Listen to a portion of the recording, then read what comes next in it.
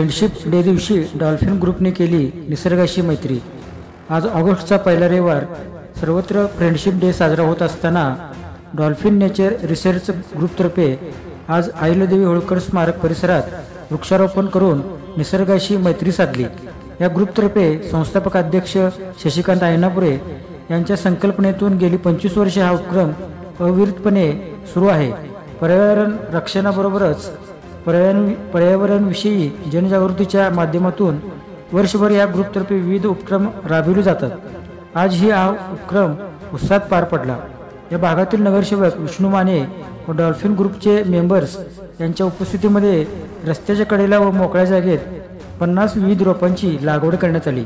यावेळी कार्याध्यक्षा आदिती कुंभोजकर, डॉक्टर पद्मजा पाटील, मिलिंद सूर्यवंशी, दिनेश पाटील, वंदना राजमाने, पवन भोकरे, सुशांत कांबळे, अर्चना आयनापुरे, प्रतिभा पालकर, प्राध्यापक अरुण कांबळे, बनपुरीकर, मनोज मुळीक, ज्येष्ठ नागरिक गोविंद जाधव, ऋषिकेश आयनापुरे, मेघा पाटील, प्रभाकर जमादार, लता कदम, प्रवीण मगदूम आदी उपस्थित होते।